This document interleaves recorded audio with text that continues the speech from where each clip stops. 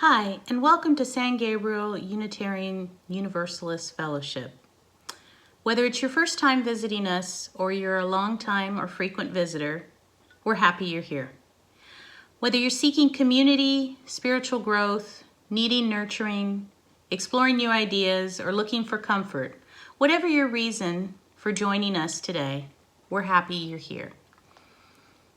We all come from different places, religions, beliefs, and backgrounds. All are welcome here as we are a welcoming congregation that's committed to inclusion for all and a green sanctuary who works to mitigate our environmental impact. Please feel free to visit our website at sangabrieluu.org and learn more about us. We hope you'll find comfort, connection, and community during your time with us today. As for announcements for the congregation, we have two. One is that the search committee, or the search process, is starting and continuing, and so you should expect to receive phone calls guiding you through a series of questions. Those questions will be located on the website and are in your newsletter. The other announcement is just a reminder to remember to vote. Election season is coming up. Know your candidates, know your values, vote your values. Thank you, and we hope you enjoy this service. Hello, my name is Mary Abbey, and I am your board past president, and I am here today to light the chalice and later to extinguish it. So first we'd light the chalice.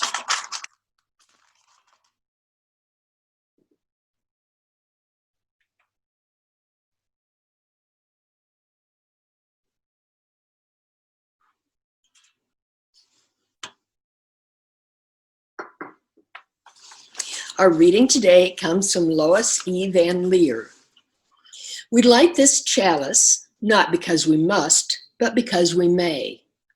We light this chalice not because we have the truth, but because we each come bearing and seeking many truths. We light this chalice in connection across culture, distance, class, and language.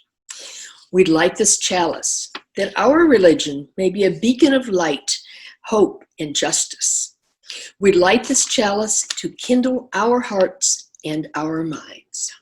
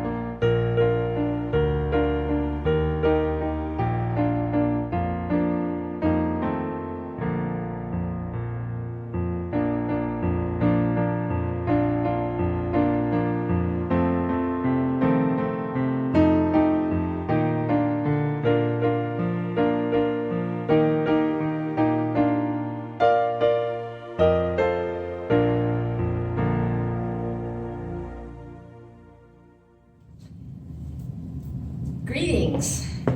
Welcome to a worship service brought to you by the San Gabriel Unitarian Universalist Fellowship of Georgetown, Texas. I am Reverend Sandra Ingham, this congregation's interim minister. We hope that you will be able to tune in regularly to share our service with us.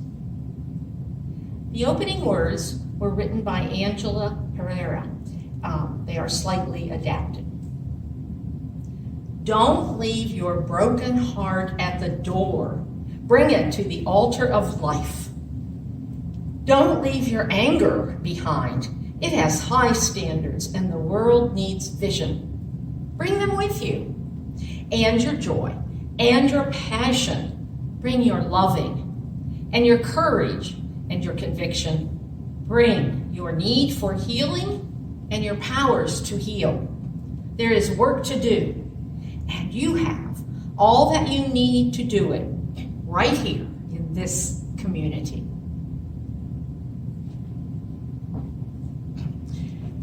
Please join me now in saying the words of this congregation's affirmation, words that affirm its mission. We will say the affirmation today in unison, and the words should come up on your screen now. The doctrine of this church is love. The quest of truth is its sacrament, and service is its prayer.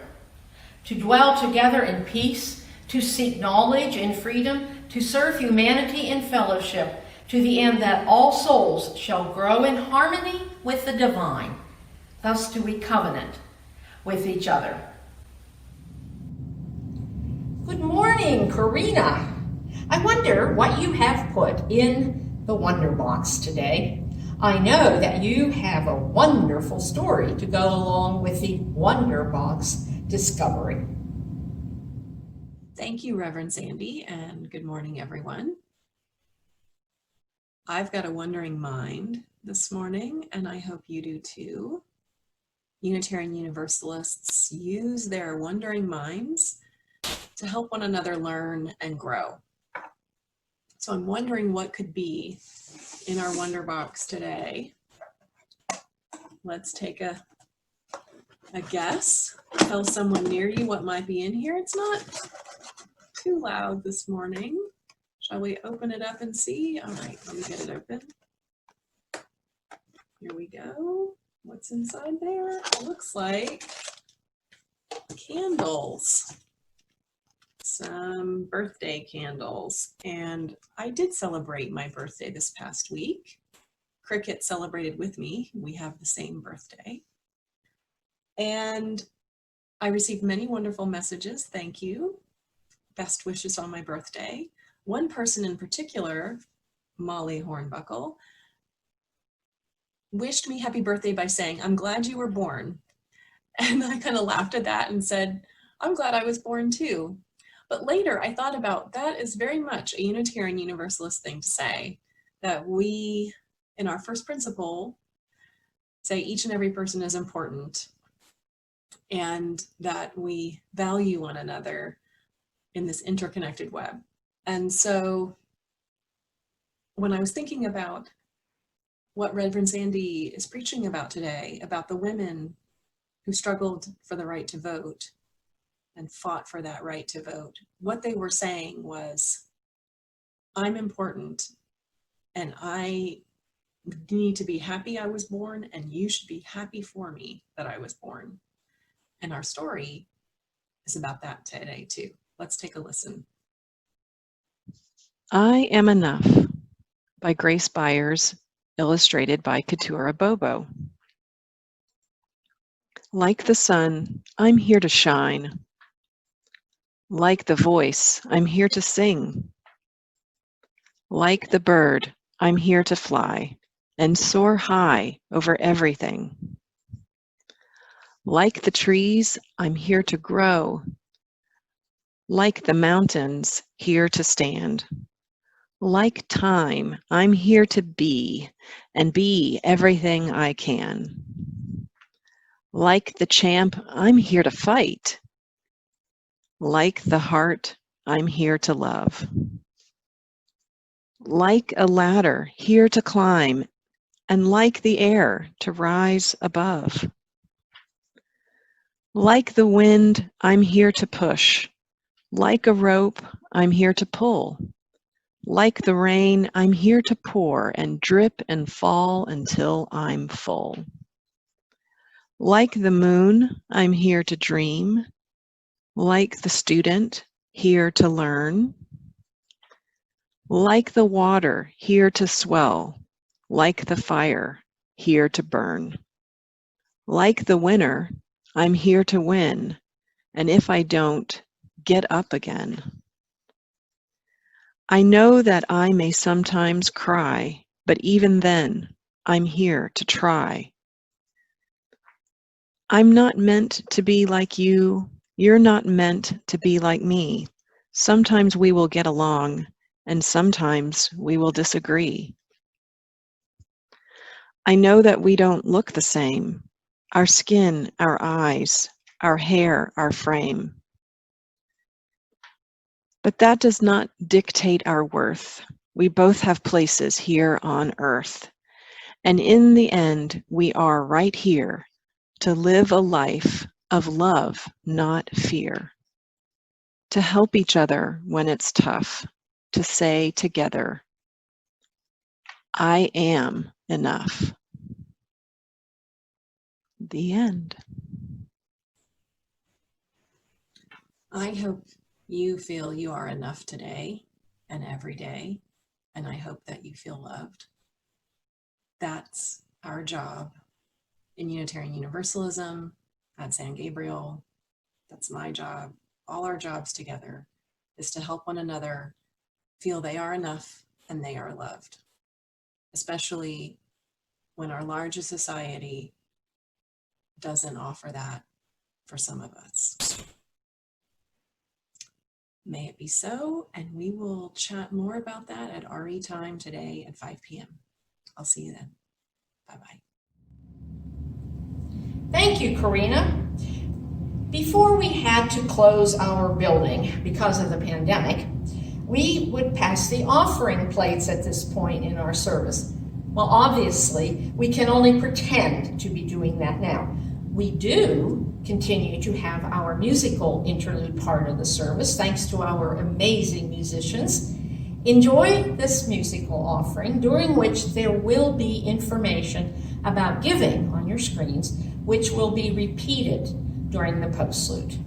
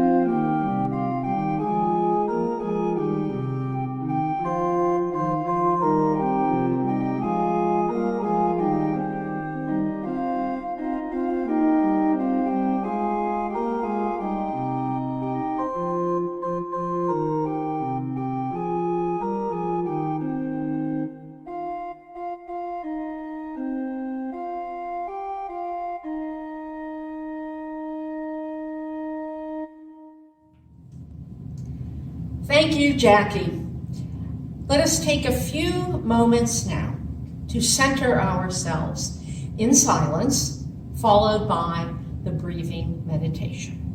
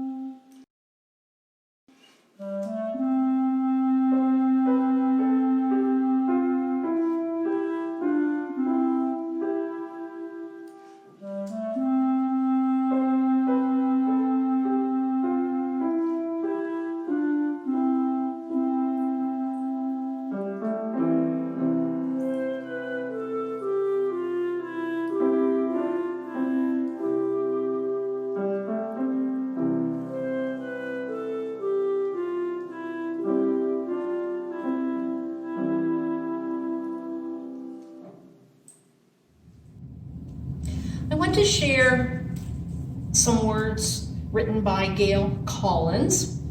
as a reading before I start my reflections, and it's titled When Everything Changed, the book that I am reading from.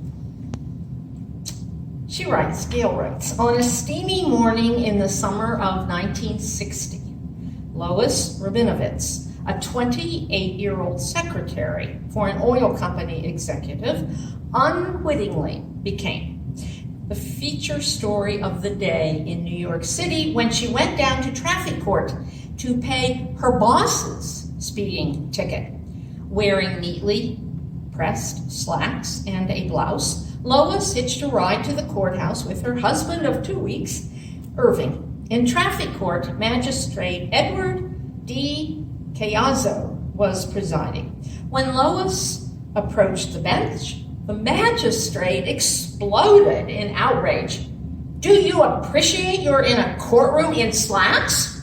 He demanded, and sent her home to put on more appropriate clothes. Instead, the secretary gave the ticket to her husband, who managed to finish this transaction and pay that $10 fee, but not before the magistrate warned the newlywed Irving to, quote, start now and clamp down a little or it'll be too late, end of quote. When it was all over, Lois diplomatically told the courthouse reporters that the way the judge thinks about women is very flattering and promised to go home and burn all my slacks. The idea that women were the weaker sex, meant to stay at home and tend to the children while the men took care of the outside world, was as old as Western civilization. In 1960, when our story begins, writes Collins, although computers were still pretty much the stuff of science fiction, almost all the other things that make modern life feel modern, jet travel, television, nuclear terror, had arrived. But when it came to women, the age-old convictions were still intact. Everything from America's legal system to its television programs reinforced the perception that women were, in almost every way, the weaker sex. They were not meant to compete with men, to act independently of men, to earn their own bread, or to have adventures of their own. Then suddenly, everything changed. The cherished convictions about women and what they could do were smashed in the lifetime of many of the women living today. It happened so fast that the revolution seemed to be over before either side could really find its way to the barricades. And although the transformation was imperfect and incomplete, it was still astonishing. A generation, and this will be my generation, Collins's words again, a generation that was born into a world where women were decreed to have too many household chores to permit them to serve on juries, and where a spokesman for NASA would say that any talk of an American spacewoman makes me sick to my stomach, would come of age in a society where female astronauts and judges were routine. Parents who hoped for a child to carry on the family business, or for another doctor in the family, or for a kid to play ball with in the backyard at night, no longer drooped with disappointment when the new baby turned out to be a girl. It was the liberation that countless generations of American women had been waiting for, whether they knew it or not. And it happened in our time. Then suddenly everything changed. The cherished convictions about women and what they could do were smashed in the lifetime of many of the women living today. Gail Collins writes in that introduction to her fascinating book, When Everything Changed, subtitled The Amazing Journey of American Women from 1960 to the present. Gail Collins was the editorial page editor for the New York Times from 2001 to 2007, and she still writes columns for the Times, delightful columns. She writes about very serious topics, but she has a most appropriate, wonderful sense of humor, and she has recently published another book, again about women. Read Gail Collins. You will get a lot out of her. Then suddenly everything changed. I'll say everything changed. I have been a beneficiary of much of that change, as several of you listening probably also have been. For a white female, that adjective is very important, for a white female, a great time to be alive. Whether or not this is still true cannot be determined right now in the middle of the year 2020. We are in such a troubled, scary, ungenerous, have to look out for just me time. I believe that many of the gains women made during the feminist movement, the second feminist movement is one I'm talking about today, many of the gains which I am talking about are in danger. They could be taken away at any moment. And there are many reasons for this, not just the election in 2016 of a flaming misogynist to the presidency of the United States. Misogynist means hatred of women. But there's always the conundrum, the puzzle that occurs when those who come after the revolutionaries begin to take for granted the progress that has been made, the opportunities that have been created. Those of us who believe in the value of revolutions have to be eternally vigilant and on guard to retain our rights. Have the goals of the feminist movement that occurred in the 60s and 70s and even a little bit into the 2000s been met? Is the job finished? Well, let's think about that for just a moment. Do we have an equal rights amendment to the Constitution of the United States? No, we do not. Do we still need shelters for battered, abused women? Yes, we do. Do women in the workforce make the same amount of money as men do in comparable positions? No, they do not. Certainly not everywhere. Are there equal numbers of men and women in the United States Senate, in the House of Representatives? No. Do the majority of men perform 50% of the household chores in their homes? Doubt it. We still have a very, very long way to go to defeat sexism, to rid the nation of misogynists. Even that statement is hilarious, heartbreakingly so. Sexism is just as prevalent and worrisome in our country as racism is, with one overriding, overwhelming caveat.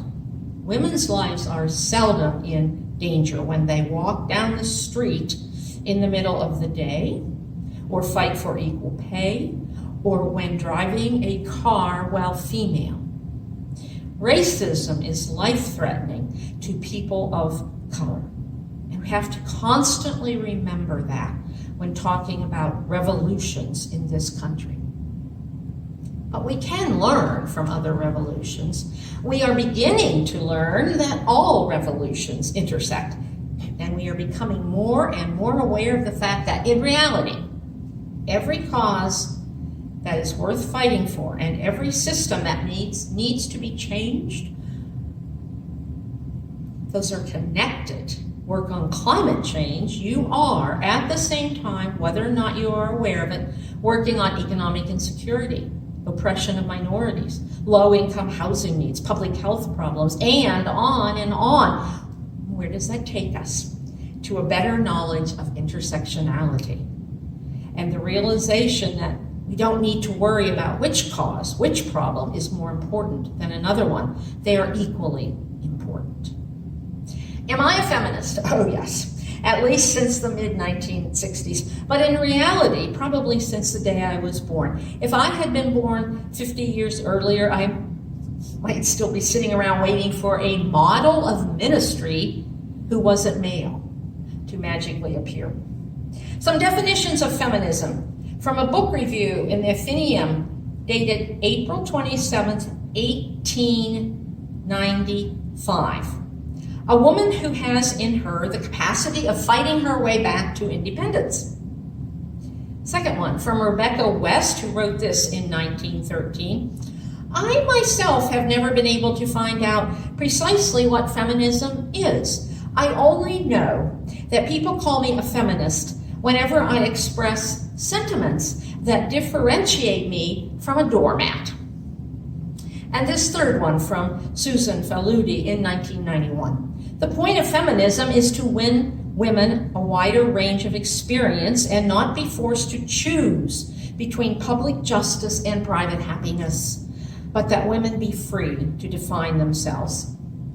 And finally, from our very own Gail Collins in 2009, feminist simply means someone who supports equal rights and opportunities for women. And I would slightly amend that to say all women, in a continuing effort to remind you that what I say about this second feminist revolution sadly applies mainly to white women. And I will say that I am a feminist, but I am also I don't know how to state it, a masculinist. That's it, a masculinist, which makes me, of course, a humanist, so I'm in a good spot.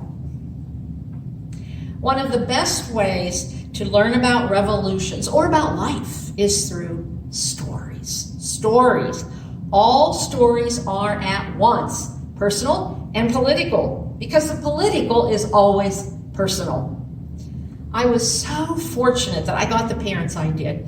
If the fact that I was a tomboy bothered them or any of my grandparents, they hid it well. I have no memories of being told to act like a girl or being forced to dress a certain way.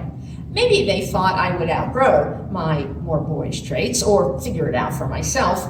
I was 14 or 15, though, before I realized that maybe I wouldn't spend my adult life playing shortstop for the Pittsburgh Pirates.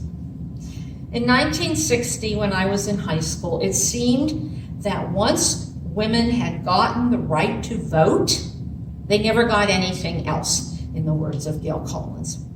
How were women discriminated against then? In so many ways, many of which remain. Lower salaries, inferior sports facilities. My mother, who would have been in high school in the early 1930s, used to complain about the discrimination against female basketball players because they had to play half-court games. They had to stop at half-court because they were the weaker sex. I had hopes of playing professional tennis, but Billie Jean King didn't come along soon enough to make me brave enough to try. And did you know that in 1960, Social Security benefits were computed differently on women's wages than on men's, and they were less, the benefits. To me, one of the most distressing things in this time period was the fact that almost everyone took these discriminatory practices for granted and didn't consider any possibility of major changes. That oddly gives me hope at the same time that it causes me some despair. Why? Because we see this over and over still, and it's called cultural conditioning. Well, black people always act this way, or women should always act that way. That's the despairing part. But the hopeful part is that we have the power to reverse cultural conditioning. Raising awareness can be such a long, slow, meandering process, but it can and does happen. Again, racism is a major exception to this, or should be. People of color have waited long enough to be treated as first-class citizens. This should not be a slow process anymore. This coming to terms with and changing cultural conditioning. The two Americas in this country should have been demolished way before now. Of course, there were major exceptions during this second feminist movement time period. There were women brave enough to speak up on things might not have changed yet. President Kennedy once asked Katharine Graham, and if you don't know that name, you need to know that name. Katharine Graham became publisher of the Washington Post when her husband died, and she stayed publisher, that is, of the Washington Post for a very long time. So President Kennedy asked Katharine Graham why Adlai Stevenson, whom Gail Collins describes as balding and chubby, was regarded as so attractive by his his, Kennedy's, many female friends. And now Stevenson, for those of you who don't know, ran for president against Eisenhower. Stevenson was a senator from Illinois for a long time and a highly regarded United States ambassador to the United Nations. So Katharine Graham said to Kennedy that Stevenson actually listened with interest to what women had to say, to which JFK responded, well, I don't know if you're wrong or not, but I am not sure at all that I can go to those lengths. I don't think he was kidding, and that was all written down, recorded at some one point. When I told the high school guidance counselor that I wanted to enroll in the School of International Service at American University in Washington, D.C., and become a diplomat, he laughed. And then he did his best to steer me to a different school and certainly to a different major. My options included being an airline stewardess, though even had I been interested in that career, I couldn't meet the height requirement. Other options were few, or so I was culturally conditioned to believe. Teacher, nurse, secretary. After all, we women went to college to get our MRS degree, right? Oddly, the guidance counselor turned out to be correct about my going to American University, though not for the reasons he voiced. It was too big for me, too overwhelming, and so I transferred to a state college in Northwest Pennsylvania because American was way too far away from my boyfriend. I look back on my life now and am astonished at how many of my major life decisions were driven by male opinions. At the college I transferred to, we females were not permitted to go to downtown. In the very small town where the college was located, downtown consisted of only a few blocks. We were not permitted to go there dressed in pants. Pants again. That doesn't mean that we didn't go downtown in pants. We did, after all, own raincoats, or trench coats, as we called them, and we knew how to roll up pant legs. Those were the days when the college's dean of women would police the lounges in the dorm to make sure we weren't doing anything that we shouldn't be doing with our boyfriends, which of course only made us more determined to do those things with our boyfriends. So I married the guy. Though we did not live happily ever after, we were okay for a while, and we're still on okay terms, except politically. He got a good job in another small town in Northwest Pennsylvania. We were athletic, sports-loving folks. We joined a couples volleyball team. Men got 1 serve. The ladies were allowed 2 serves. I refused to take 2 serves unless everybody had the option. And would you believe there was backlash? I didn't know that word then. The teasing of my poor husband was unbelievable. Well, I guess we know who wears the pants in your family, was one comment. I think that we were both surprised by the taunting, and I realize now, bullying. He wasn't upset with me. He thought that I was making a good point. Where was this ugliness coming from? Now, this may not seem particularly important in the overall scheme of things, not relevant to national or international politics, but it is yet another example of conditioning, the kind of conditioning that we all grow up with. Like that sea of privilege so many of us grew up in and were not even aware of being in those waters. It was in this period of my life that I discovered Betty Friedan, Simone de Beauvoir, Gloria Steinem, and so many other feminist writers. I devoured Friedan's work, The Feminine Mystique. I am still proud of the fact that I am a charter subscriber to Ms. Magazine. At the same time that everything was changing for women beginning in the 1960s, everything would be changing for blacks too. But in the long run, not for the better. The civil rights movement and the women's movement were intertwined. Unfortunately, in these days, before we began to have some sense of the importance of intersectionality, people too often believed that they had to choose which movement to support, and that was a mistake. We don't have to isolate the oppressions and only work on one at a time, but few people realized that then. In 1964, only 2 states included women in their fair compensation laws. Hawaii and Wisconsin, back when Wisconsin was, well, Wisconsin, as many of us knew her and loved her then. As the Federal Civil Rights Act was making its way through Congress, a story most of you are probably familiar with, there was another story that within that story that you might not be familiar with. Howard Smith, a congressman, a representative, not a senator, from Virginia. He was chair of the Rules Committee in the House, and therefore he had a lot of power in 1964. When appearing on Meet the Press, which for those of you who don't know, was a popular talking heads television show of that time, Howard Smith was asked in all seriousness a question by a woman named May Craig. And I would bet money most of you never heard of her. She was one of a very small number of women reporters who weren't confined solely to the women's pages. Her question to Howard Smith: would he consider adding women to the minority groups who would be protected from discrimination by Title VII of the Civil Rights Act? Now, you might not even have known that part of the story. Women were not originally included. You need to remember that Title VII was the most controversial part of that Civil Rights Act that then President Lyndon Johnson was trying to push through Congress.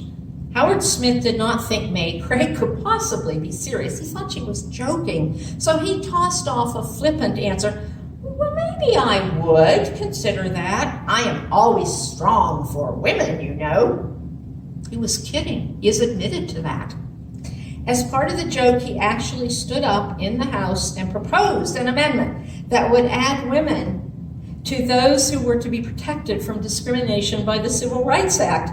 Well, I don't have time to go into any more detail about why he did that and how it all played out, but that amendment stayed in the law. Smith probably was certain that none of the Civil Rights Act would ever make it through Congress.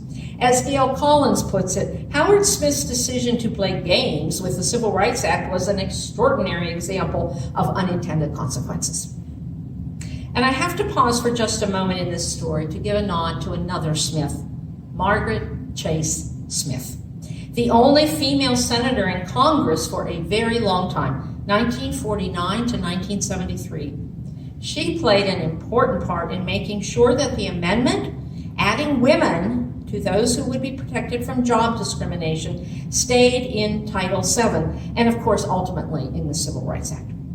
The jokes that the men, and you should remember many women asked, the things they were laughing about were the reverse of what you might think. Well, if women were added into Title VII, then surely that would mean, for example, that men could apply to be Playboy bunnies.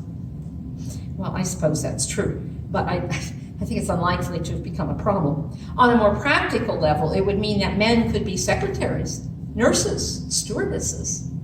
Thanks to Title VII, want ads in newspapers would no longer be able to print help wanted ads that mentioned a preferred race for applicants. But Title VII did absolutely nothing to stop the newspaper's practice of dividing the ads into help wanted male and help wanted female. I repeat my belief that misogyny is at least as insidious and powerful in this country as racism ever was.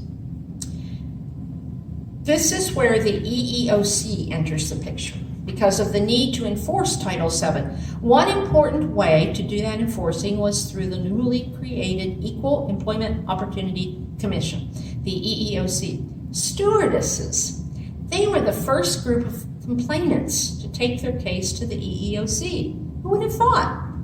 In fact, they got there so quickly that the EEOC clerical staff had not even finished moving into their offices. Typewriters were still in boxes. Stewardesses at that time had to maintain a certain weight, and spot inspections were common. The sexism, when this issue went to the House Labor Committee, was unbelievable, resulting in a great question from Representative Martha Griffiths to the airlines. What are you running, an airline or a whorehouse? The story of Lorena Weeks and Southern Belle which we now has become a long time ago, part of AT&T. Lorena Weeks asked for a promotion. She'd worked for Southern Bell for a very long time. She had an exemplary record. She asked for a promotion to a switchman's job after many years, as I said, of working at Southern Bell. Well, the job would involve a small amount of minor lifting, but Lorena Weeks was well qualified for the position. She was told that Georgia law, that's where she worked in Georgia, said that women could not lift anything over 30 pounds. And she was told that another reason she did not get this job, which paid significantly more than her current job, was that the man is the breadwinner in the family and women just don't need this type of job. Well, Lorena Weeks' typewriter weighed 35 pounds. It's hard for me to imagine. But she was expected to lift that 35-pound typewriter on and off her desk every day. And as Gail Collins notes in her book, Weeks' lawyer, Sylvia Roberts, pointed out that the idea that no woman could lift 30 pounds was ridiculous, given the number of Georgia women who routinely carried around 30-pound children. So Lorena Weeks started writing her reports by hand. Her supervisor objected. But Weeks said, well, she didn't want to break any Georgia laws and that she just lost a lucrative job because of a machine that weighed 30 3/4 pounds, and yet her typewriter weighed 34 3/4 pounds. She was then suspended and told to go home. The district court had ruled in favor of Southern Bell, but this case eventually went all the way to the Supreme Court, and Lorena Weeks not only got the job, she got what for those that era was a significant amount of money in damages. There was lest you think that this sort of thing only happened, in the 70s or 80s. There was a somewhat similar case in the 2000s. You're going to have to look this up because I'm running out of time. Lucy Ledbetter, Ledbetter, and Goodyear Tire, and this had to do with her retirement benefits and what those benefits were based on. She won too, eventually. The wonderful writer Nora Ephron said that the major achievement of the women's movement in the 1970s was the Dutch treat. But Betty Friedan, don't know what the Dutch treat is? It's when a male and a female go to eat and they split it, rather than assuming that the male will pay for it. Nora Ephron had a great sense of humor. But Betty Friedan reminded us in 2005, there's a lot of silly talk that the women's movement is dead. Well, it's not dead, Friedan said. It's alive in society. There is much that is relevant to us from past and ongoing revolutions. Awareness of what it means to be part of a revolution and how most revolutions are connected to and thus relevant to most other revolutions. How to avoid mistakes of previous revolutions. Clues about how to keep a revolution alive so that gains made are not taken for granted by succeeding generations. Perhaps the most relevant gift from previous revolutions is keeping the stories alive, the stories of all those people who made previous revolutions happen. Telling inspiring stories, true stories, gives us hope and the determination to carry on despite the odds, despite whatever depressing times we are living through. Stories are essential to understanding revolution and to making sure that the torch, the flame of revolution, stays lit throughout the dark times and then gets passed on to the next and the next and the next and on generations. What do women want? We want what everyone wants. To be recognized as valued creatures, to be seen, to be cherished but not suffocated. Feminists want what all people throughout human history have wanted: recognition, acceptance, to be valued, to be listened to, an end to their oppression. We want whole, meaningful lives in both the private and the public sectors, and we want that for all people, men too, whatever one's gender, and then quote, a new manifesto will be at hand and a new hour will arrive, end of quote. In those words, those are the immortal words of that indomitable, way ahead of her time feminist from the mid-1800s, Margaret Fuller, who gave Ralph Waldo Emerson most of his material, we'd like to say, or at least some of it. People of all genders should be dancing Sarah's circle, as well as climbing Jacob's ladder. With no difference between the two, they are of equal value. And if you listen very carefully, if you take time to be very still, then you might hear, in the hush of your soul, hear the cry, fear won't still. Hear the heart's call to will. Hear a sigh's startling trill. You might hear, deep in your soul, all the dreams, all the dares, all the sighs, all the prayers that are yours, mine, and theirs. To help you hear all of that, all of the voices of protest, all of the voices, all of the revolutionaries throughout time, I invite you now to sing quietly our closing hymn, Do You Hear?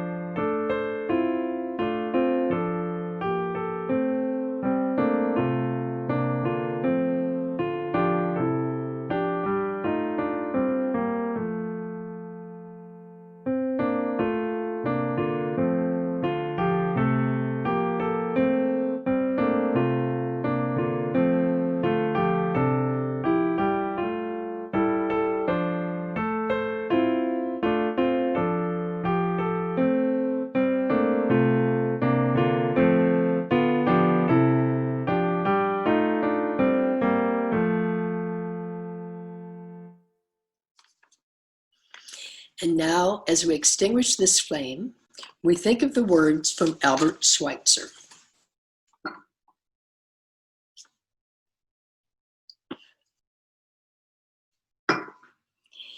At times, our own light goes out and is rekindled by a spark from another person. Each of us has cause to think with deep gratitude for those who have lighted the flame within us. The closing words were written by Marge Piercy, and she titled it Counsels. We must sit down and reason together. Perhaps we should sit in the dark. In the dark, we could utter our feelings. In the dark, we could propose and describe and suggest. In the dark, we could not see who speaks, and only the words would say what they say. No one would speak more than twice. No one would speak less than once. Thus saying what we feel and what we want, what we fear for ourselves and each other, into the dark. Perhaps we could begin to listen. The women must learn to dare to speak.